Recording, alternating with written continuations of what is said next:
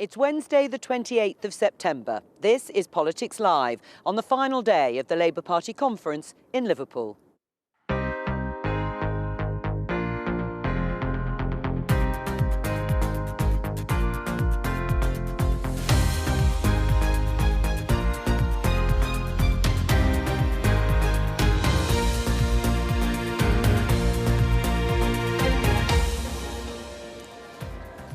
Joining me today, the political editor of the Liverpool Echo, Thorp, GB News political correspondent Tom Harwood, and Shadow Education Secretary Bridget Phillipson.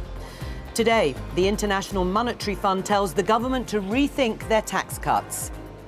Here in Liverpool, the Labour leader goes on the attack. This, unlike other fluctuations in the market, is a self-inflicted wound. I don't think the British government should say anything to the IMF. I don't think we want a spat or a dialogue between the British government and the IMF. Now the Bank of England say they'll buy UK government debt to stave off a material risk to UK financial stability. Millions of green jobs with Labour. A fairer, greener, more dynamic nation. A fairer, greener future. That is what we can deliver. That message has gone down well in the conference hall this week. Will it resonate with voters?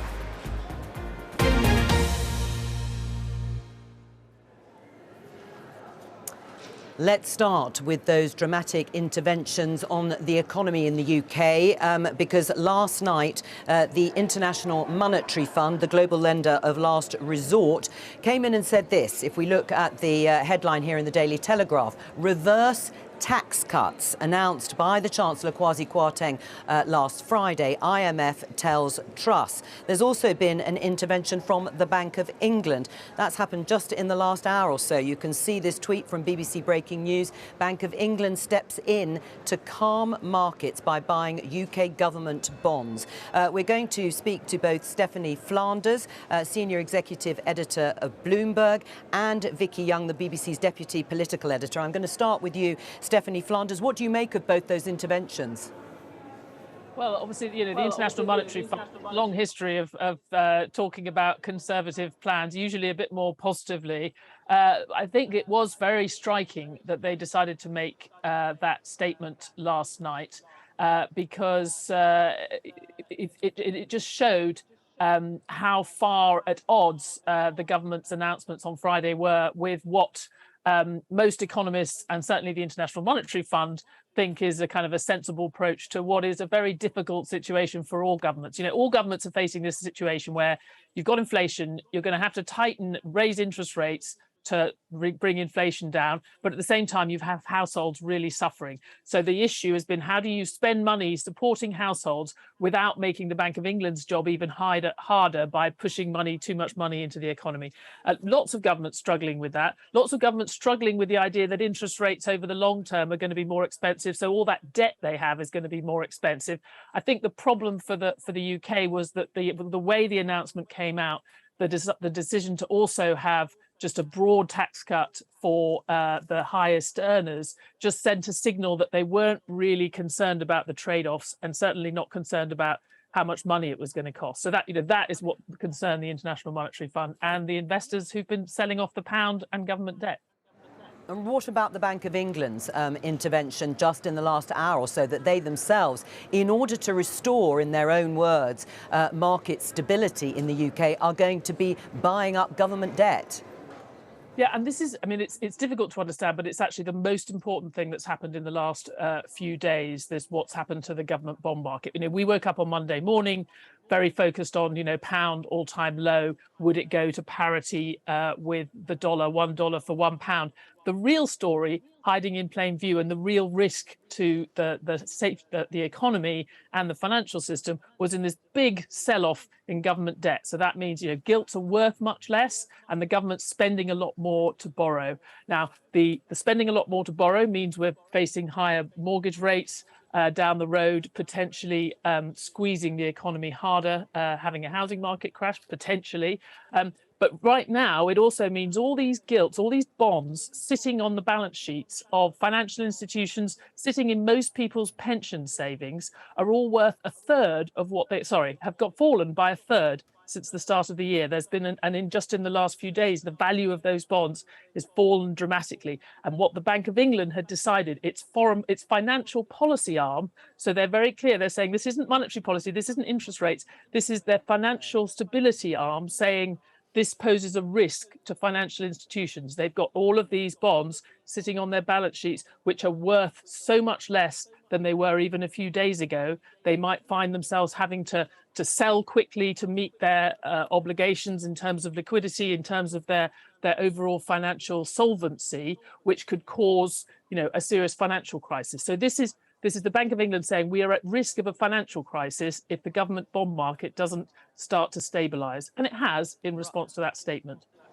Well, Stephanie Flanders, thank you very much. Vicky Young, just to pick up on that point, the political reaction, government reaction, particularly to the Bank of England having to issue a statement a short while ago to say that we're coming in, we're intervening in order to prevent a financial crisis. What's been their reaction?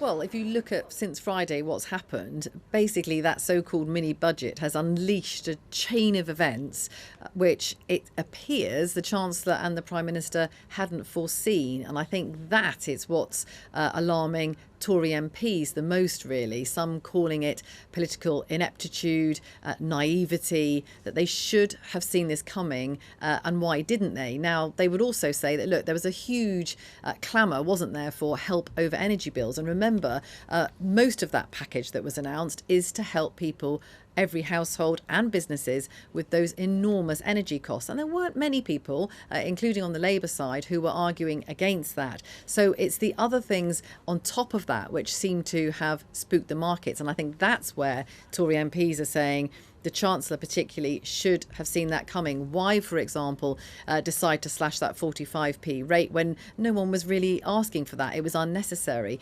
And when he talked to the Chancellor about, conservative economics, that isn't just about growth, which is what the government's hoping to achieve by all of this. It also is about fiscal responsibility, and that bit was completely missing on Friday. And that really seems to be what's happened here. It started that chain of events, which has now, as you say, ended up with the Bank of England having to intervene in one way, and everyone expecting them to have to intervene again with an interest rate rise at some point, and a pretty hefty one at that. And the other concern amongst MPs, Tory MPs, is that actually everyone thought interest rates would have to go up anyway.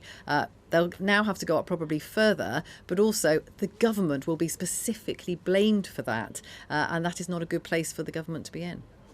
Well, talking about being blamed for it, we're at the end of the Labour Party conference. In fact, they're all dismantling behind me as we sit here in Liverpool at the end of a week where they feel quite buoyant. Going into the Conservative Party conference next week, what sort of reaction is Kwasi Kwarteng going to get, the Chancellor, when he addresses Conservative MPs?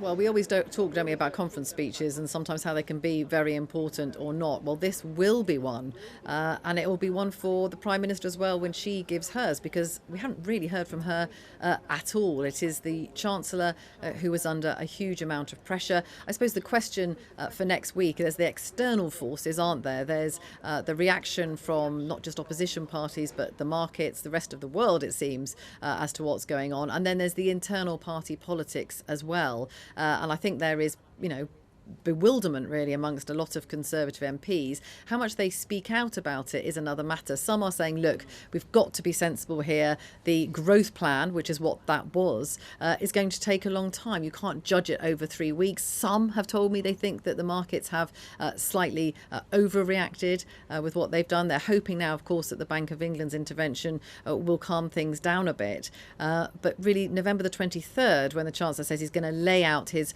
plans, where he's going to talk much more about how he's going to make the numbers all add up, that seems a very long way off, and getting to that point and keeping things stable could be tricky. Someone else, though, said to me, look, this talk of letters going in and votes of no confidence, getting rid of the Prime Minister, that is idiotic, one person said. But they are going to have to think very carefully about the politics of all of this.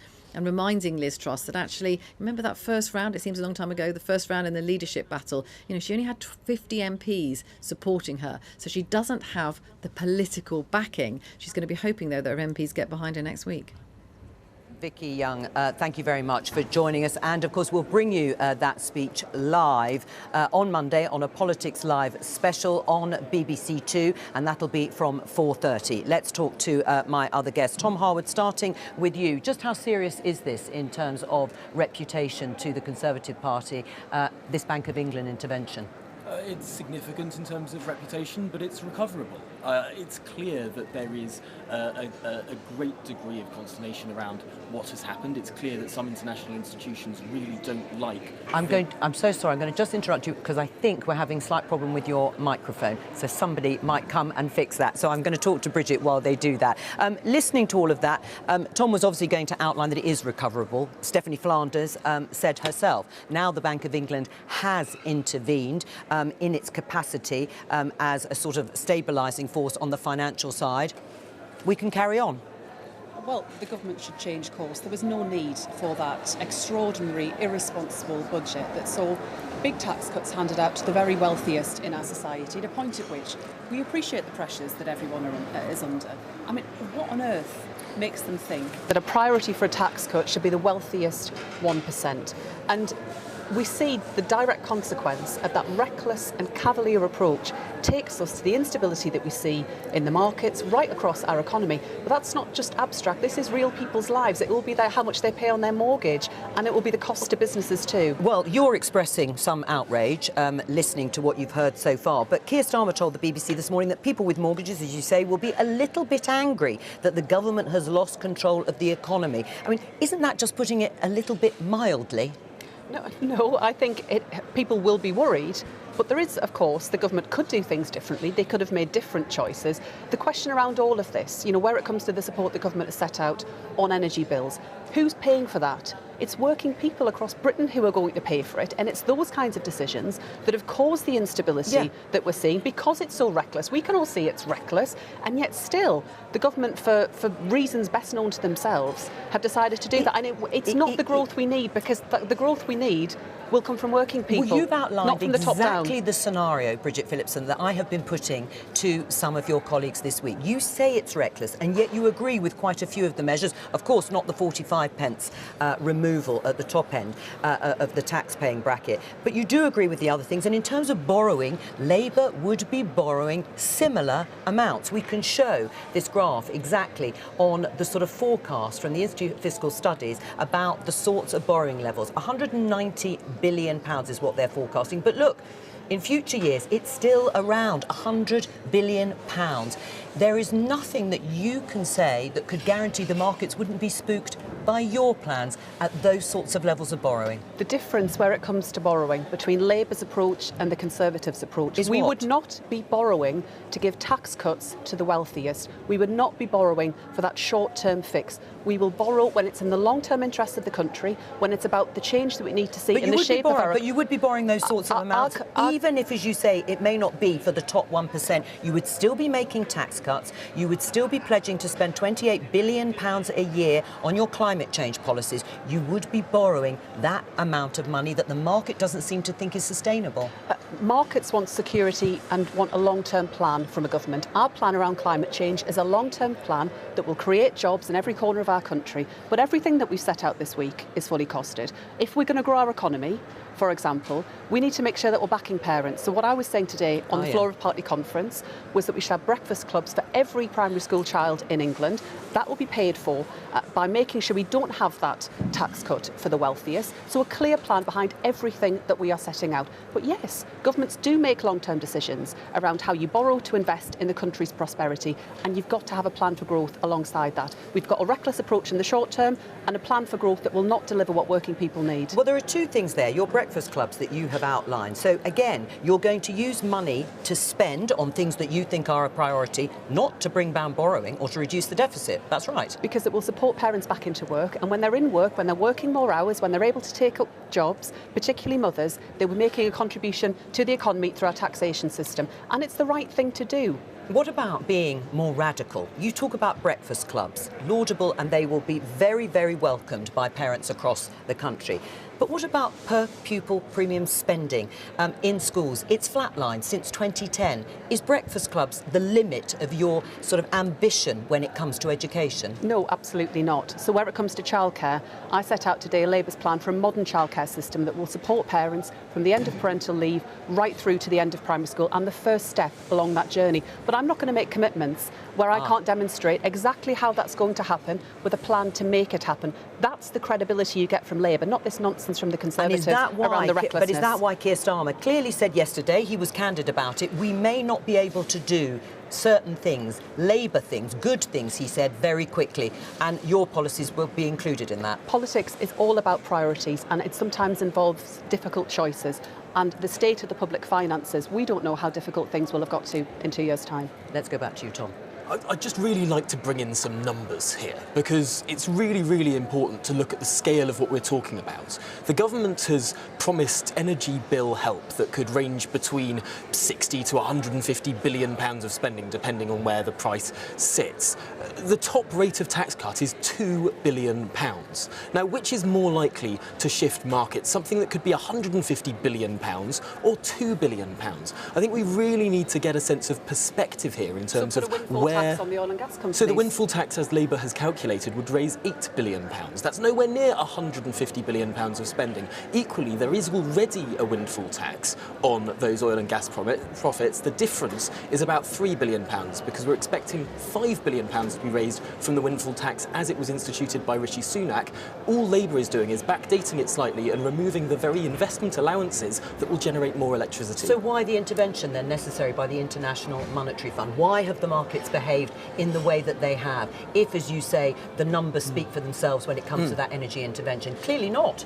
Well, clearly the markets did not like the mini-budget because it is a break with orthodoxy. It's a change. And the way that things are structured right now, the way that international organisations are structured, are liking the status quo. That's what they're built around. Now, we're shifting from the status quo, and that is obviously going to spook some people. And particularly, It's I not think just the some way... people, is it? I think we're talking about the markets, and they haven't been reassured since Friday. And it's interesting because most of the spending that has now been criticised was announced well before the budget on Friday, or the mini-budget, as I suppose we should call it. It was only an extra handful of billion that was added to that in these surprise tax cuts, because everything else... Because everything else was... OK, firstly, there are some moves in Asian markets today. Nowhere has had the scale of what's gone on. But secondly, I think there has been a communication problem with this government. I think it was a mistake to not have the OBR produce an independent assessment alongside it. And that's the Office of Budget Responsibility, so there were no forecasts, there was no scrutiny. That's why they didn't want the OBR involved. Because it's very important to remember that the UK's debt to GDP ratio is the second lowest in the G7. Now, having an authoritative, independent expert body say that might well have been a calming influence on this. But clearly, I think there is a reasonable case to make that this is a bit of an overreaction. Liam? I think Tom's doing a valiant effort here, but we cannot in any way underestimate what's gone on here. The Bank of England is stepping in, we're 20 days into a new government, and half of that time the government was inactive because the country was in mourning. It's utterly staggering what the chaos they've managed to inflict upon the country in such a short space of time. The IMF does not rebuke countries, it just doesn't want to do that. It's become a global embarrassment already, this government. And what really sort of annoys me is that we were heading into a cost of living crisis, well, we already are in it, into the winter. Everything should have been geared towards helping those people who are suffering massively, who are now, on top of this reckless ideology, basically, are going to be looking at huge interest rates on their mortgages next year. They're already struggling to pay for heating and food. It's the people who I speak to in Liverpool, pensioners going to bed at 6 p.m. because they can't put the heating on. Now what are they looking at? And it's all self-inflicted. What about this push-pull? Because Liam set out, the intervention on energy is substantial. You said yourself. But if the cost of living is going to go up at the same time, so the tax cuts will bring money back to people and interest rates then go up on people's mortgages, how does that make sense if you are looking at it as a homeowner? Well, firstly, let's look at what the IMF said in their statement, which was about criticising untargeted measures. Now, that didn't specify specifically which untargeted measures, but clearly the largest untargeted measure is the energy price freeze. Now, they say that the government should reassess the untargeted measures it makes, and potentially that means that the markets would be more happy with an intervention that helps the poorest and not freezing the prices of people on six-figure salaries. But unfortunately, there is not a difference in any party in terms of that big untargeted measure worth over £100 billion. There's no way on earth you would be sat there saying that if it was a Labour government that was getting that kind of verdict from the IMF and had seen the pound crashing. There is no way you would be sat there saying that. I'm saying exactly that. I am criticising a big, broad, untargeted intervention that this government has made and that the Labour Party proposed, because it is not targeted, it is not helping just those who very much need the help. It's giving cheaper energy to people on six-figure salaries. How is that justifiable? Well, how is it justifiable? Because actually colleagues of yours have said it should have been more targeted. Actually, Conservative MPs said to me it should have been more targeted. Why is everybody going to get a reduction in their energy bills when there are some people who can more than afford to pay for it? It does involve a targeted element, but we know that lots of people, including those who would regard themselves as not people who would otherwise be struggling, would otherwise face a crippling winter if we didn't see a big intervention around it. The key question is who is going to pay for it. We think it should be those oil and gas companies that have made massive profits they never saw coming, that they don't want, and where they say they have more money than they know what to do with your windfall tax, and this could be £150 billion of spending. It's clear why the markets are spooked by this particular intervention it's clear more than anything else. Because of the reckless budget, reckless, unnecessary, unfunded tax cuts that this government has decided ought to be a priority. Not backing working people, not giving them what they need. You have not explained that. It's not the only tax cut, and I think that it's the signal but the that other it sends tax out. cuts, of course, Labour are supporting, aren't they? Yeah, but if you add that on top of that, and it's the optics of it as well. If you're yes, governments around the world are borrowing a lot of money to deal with the energy crisis. We get that. Why do you then have to look after the highest earners on top of that? Can we just go into a counterfactual here? We've got a Labour government. It's just come in. It's said exactly or a similar budget to this, and in the way that the Labour Party is supporting some of these tax cuts, not the 45p tax cut, but it is saying it would do exactly the same. It would say it would do exactly the same energy intervention. I don't see how the markets respond particularly differently to the Labour Party's policies and that's as they do to and that's where we come back Conservatives. to. In that sense, Tom does have a point, because we've already set out this week, from Monday to today, all of the things that a Labour government have said if they got into power they would do, much of what has been outlined by Kwasi Kwarteng and Liz Truss. Why would the markets not react in the same way? We wouldn't be going ahead with that change around corporation tax. We're an outlier on that. We would not be cutting taxes on the wealthiest, and we certainly wouldn't be riding roughshod over understood practice around how we do these things. The OBR were not allowed to publish that full forecast ahead of time that could properly inform these decisions. That's part of the problem that we see, but we would be making a very different set of choices on the economy. The outlier here would be raising corporation tax in the face of a recession. The corporation tax cut isn't a cut, it's keeping it at the same rate and not raising it as Rishi Sunak wanted to do. It is not.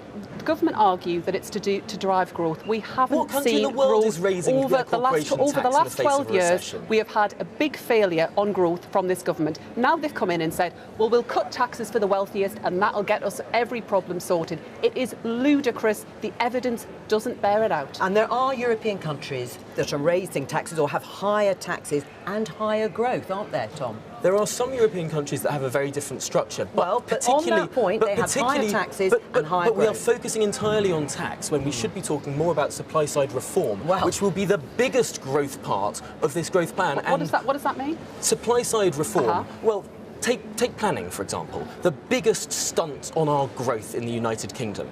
It is almost impossible to build a house if you want to build a house. If you can have people objecting to it in an arbitrary way, politics intervening in a way that it intervenes in third world countries, not in first world liberal democracies. Having a more rational planning system would be the biggest boost to growth. How long would that take, though?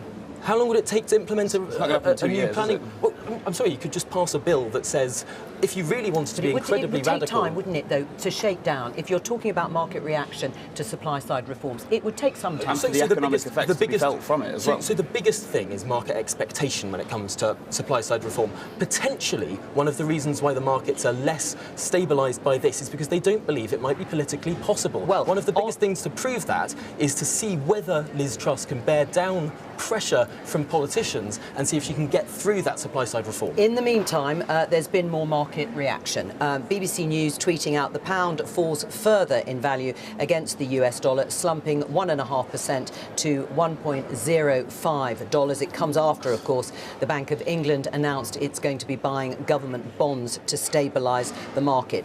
Not a vote of confidence, then, even with that Bank of England announcement? No, it's not, and it's interesting looking at what the pound did over the last few days. Of course, it dropped to 1.03 at one point earlier this week, and then it rose on the expectation that the Bank of England would raise interest rates. And that's the crucial other point of this policy. A lot of economists who are sympathetic to Liz Truss have been saying for some time now that the solutions that to the economic malaise in this country are looser fiscal policy and tighter monetary policy. So the Bank of England does need to think about raising rates to try and stabilise that. Right. I mean, your readers reacting to the prospect of higher interest rates.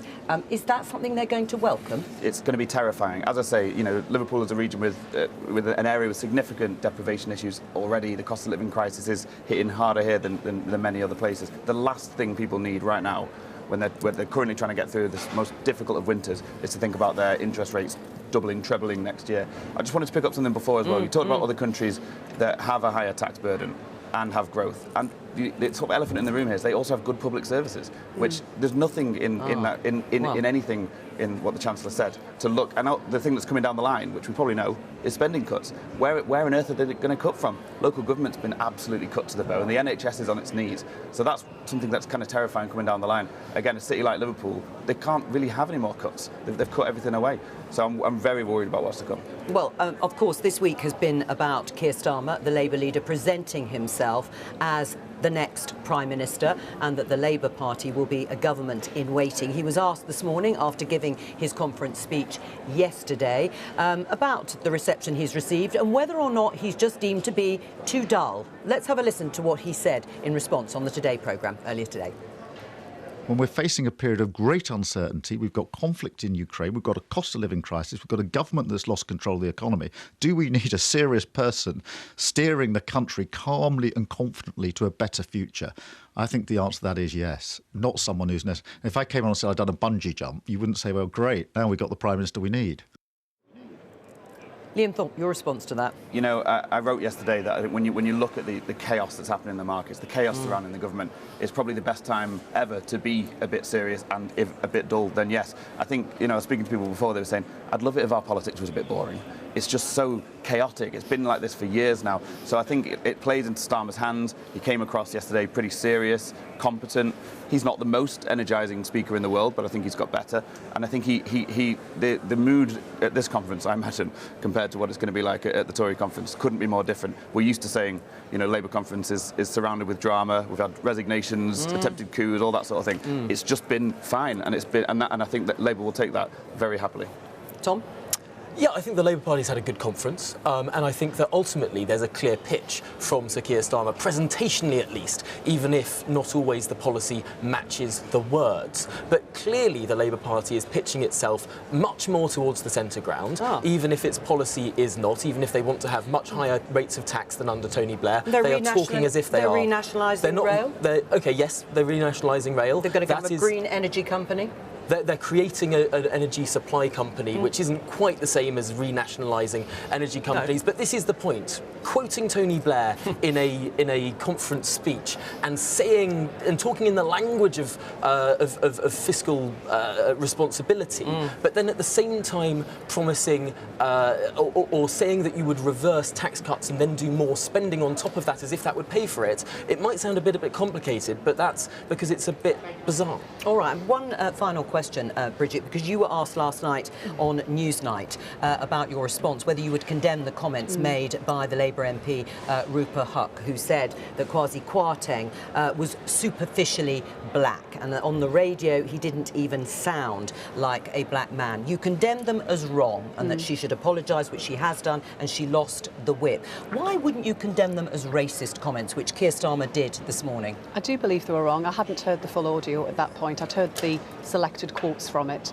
and I do think it was racist, having listened to the full excerpt. OK, so that's what changed overnight, is Yes. it? And Rupert Huck obviously has apologised. Yes, and it's right the party's taken action. All right, let's talk about energy, because yesterday we heard Keir Starmer deliver his keynote conference speech, and in it there was real focus, as there has been all week, on green energy and a pledge to reach zero carbon in electricity production by 2030. We can speak to Xeon Lights, the founder of Emergency Reactor, which campaigns for nuclear power to play an important role in decarbonising the UK economy. She's also a member of the Labour Party. Hello to you, Xeon.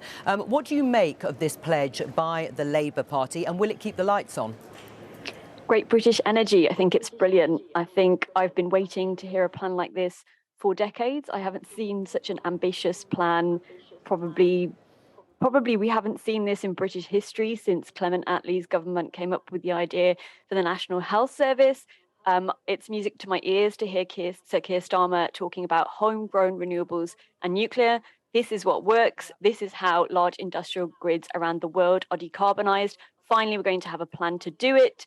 I think there are a lot of challenges. There are challenges, as someone said earlier, in planning and regulation, but it's not just that. I don't think we can just focus on that and say this is a top-down issue. There is a problem on the ground. In the last year, we had a record number of objections to solar farms being built in Britain, so we need to have a public information campaign, I think, as well. There are a lot of challenges with getting British people on board. You know, a lot of people will say they want clean energy, but then they don't want it in their backyard. All right, let me just put some more questions to you, because the specific here is it achievable by 2030 without the lights going out? I think we're already at risk of the lights going out. I think we need a bold plan, and this is a bold plan. There's no reason that we can't build lots of renewables very quickly, nuclear, which will take longer, which, as I understand, the plan recognises that, which would then provide the baseload to get us off of fossil fuels. I think, you know, it is very ambitious. I think it is achievable. I haven't seen the numbers. I haven't seen the way it's been added up. You know, I'm not privy to that information, but it's not unachievable. Other countries have managed to do it. We just haven't really, we've dragged our feet on it, really, and we've had weak ambitions in this area, weak leadership, I would say, for decades. Right. Well, and what happens when it's not windy or sunny? Well, that's why you need baseload. You need a baseload, firm, clean, stable power source. That's nuclear energy. If you want a dirty source, you can have fossil fuels. Well, I mean, look, nuclear reactors can be built in 3 years. The average build time is actually 7 years. So Japan builds them in 3 years. You know, other countries have built, Switzerland's built them in 3 years. The reason everything takes so long to build here is we have a shortage of workers. So I was going to say earlier, we have an issue with kind of NIMBYism, people not wanting things to be built. We also have a shortage of workers. People are always, we had this whole campaign, didn't we, about we're going to build Britain, it's going to be amazing. We don't build anything. We have virtually no industry, no manufacturing. It is music to my ears to hear Sir Keir Starmer talk about clean steel, battery factories, gigafactories, in North and South England, creating industry. We need to reindustrialize, because that we are in these crises, and especially an energy crisis, because we've failed on all these counts.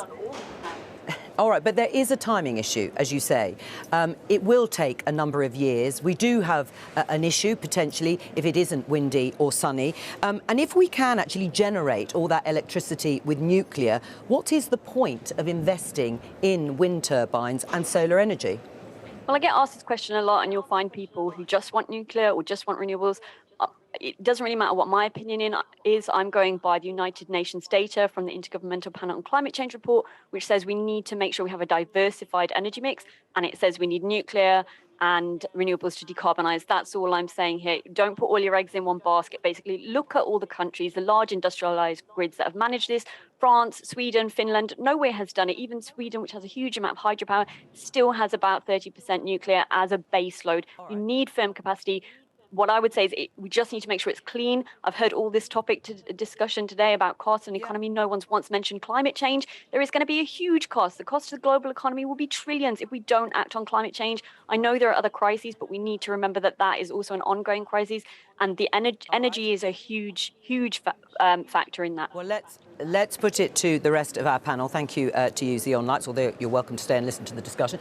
Tom, you heard there the mix. Nuclear might take a few years, 3 years, I think Xeon Lights said. Well, that would require significant deregulation. It would, could be and a very you've good already thing. mentioned that. But what about solar farms and wind farms on land in big style? Well, we've had an absolutely bizarre situation where it's been functionally illegal to build onshore wind turbines. It took one objection to stop any onshore wind being built, and that's been stopped. The government, interestingly, didn't make a fanfare about this, didn't announce it, but slipped it out that they've removed the ban on onshore wind. That's a very good thing. But similarly, there are so many different little known about restrictions in our planning system to making the energy that we need. For example, a solar farm, if it has planning permission, it actually has a cap on the amount of energy it can produce. If they want to replace those solar panels with higher voltage solar panels, they'd have to get a new set of planning permission. We have bonkers regulation in this country that's really holding back our energy potential. All right, well, on the bonkers regulation, is this the sort of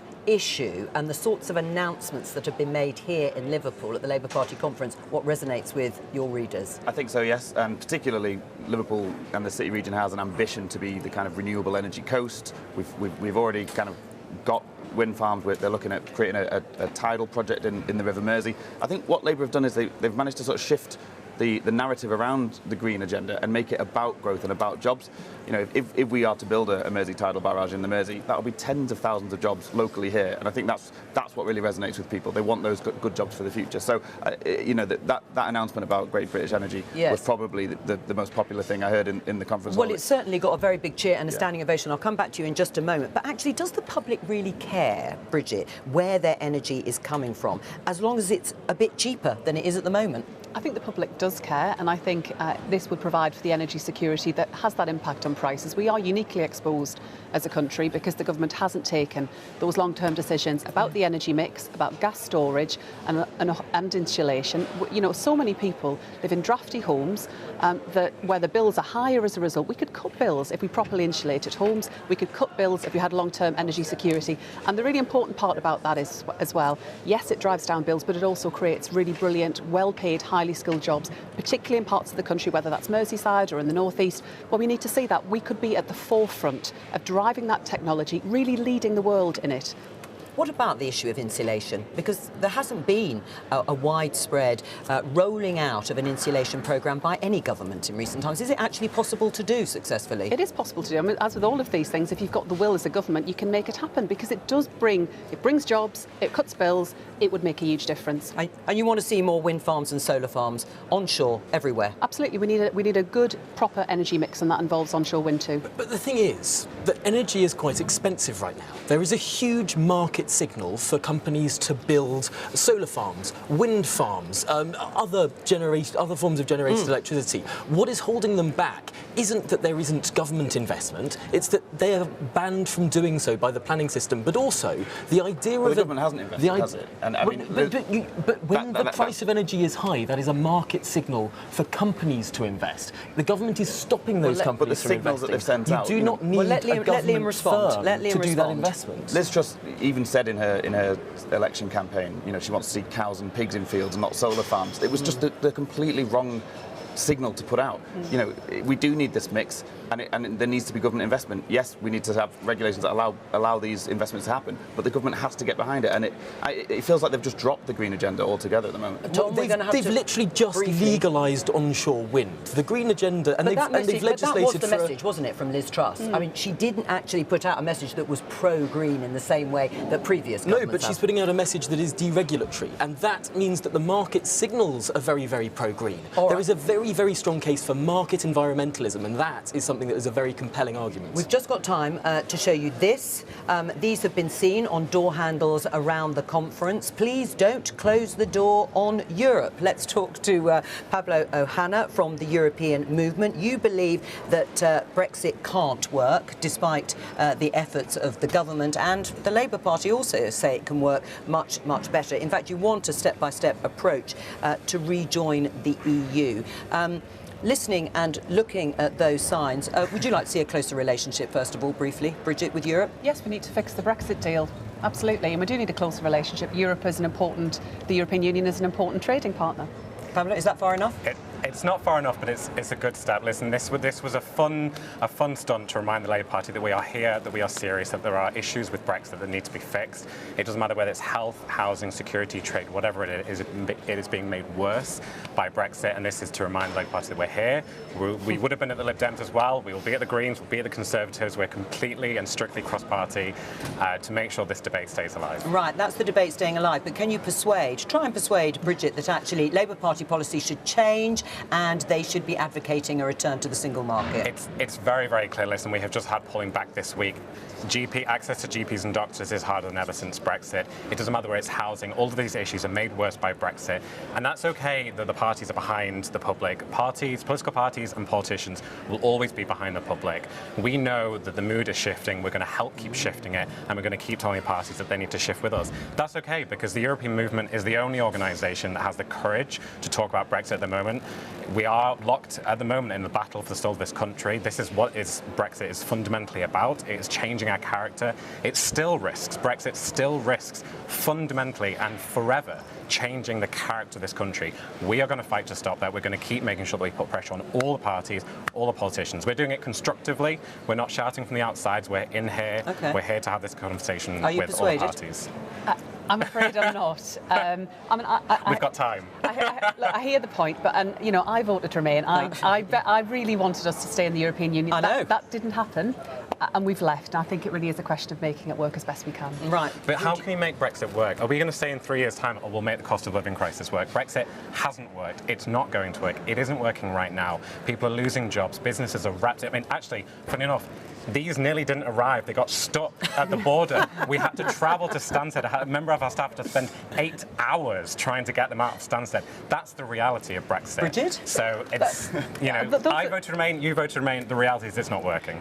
Those are some of the kinds of issues that we do see at the border that do need sorting out. Yes, right. I do accept that. Who's right? I voted Remain as well, and we're in a very strong Remain city here in Liverpool, a city that has relied on the EU more than many. If you walk around many of the parts of the city centre, you'll see lots of plaques saying this was funded by the European Union. But is it right for the Labour Party to make Brexit work, or to do what Pablo is saying, which is actually come back into the single market? I'm frustrated. I'm frustrated by the Labour Party's position, but I also do understand that they don't want the next election to be about Brexit. I think that's what they're going. But they're going to the Conservative conference too. I think you've got Michael Heseltine talking to David. Isn't he a Liberal Democrat now? It's interesting. I just really want to come back on the investment that the European Union did into the United Kingdom. Of course, for every single year that we were a member of the European Union, the UK was a net contributor to the EU budget. The money that the EU spent in the UK was British taxpayers' money that had been siphoned off and then came back. Which wasn't happening from the government. And sure, you can make the argument that British governments are bad and that no party ever elected would make the right decisions for Britain, and that you have to have people in another country making those decisions. I think a lot of people in Liverpool feel that way about the funding. If you're losing £500 million to your council and the EU has to step in, I think then a you lot have of that people here at this party conference would say that, for example, in 1997, the Blair government did a lot of investment itself, didn't have to rely on European commissioners to do that, targeted investment, and potentially people closer to where the money is spent can decide better. How are you going to fill the gap of £1 million per hour that Brexit's costing us? I mean, what a functionally ridiculous calculation. That's government's own figures. That is ONS figures from the government, this government. Because you cannot possibly work out what the counterfactual is. You don't know how much worse our economy would have been if our vaccine rollout was as slow as Europe's. If we were under the auspices of the European Medicines Agency, but you do know that, of course, and we the got UK our vaccines, could have opted out and done their own kind of vaccine. Whether they would have done, we won't know. No European country did. In fact, they all followed that same procurement, and they came out of lockdown later and Tom. they lost money. One of the things where Tom is, of course, correct is that there were parts of the UK that received large amounts of money over a number of years from the EU who voted to leave the European Union. So, of course, and listen, the referendum was, I worked on the campaign. It was a tough time. We had a really tough campaign. But there are also areas like Northern Ireland which are being battered by Brexit. And there is a real issue with stability and peace in Northern Ireland. I lived there. I moved to Belfast. And my friends who were 18, 19 at the time, all they cared about was moving forward, bringing peace to the country, making sure that people wanted to visit Northern Ireland, that people felt comfortable coming to Belfast. In fact, I moved there, the weekend I moved there, one of my friends said to me, the fact that you have come to Northern Ireland from England shows that we are winning. Pablo, Hannah, thank you very much. And thank you to all of our guests today for a lively end to the Labour Party conference programmes. Elizabeth Glinker will be back tomorrow with more Politics Live at 12:15 here on BBC Two and on the BBC iPlayer. Bye-bye.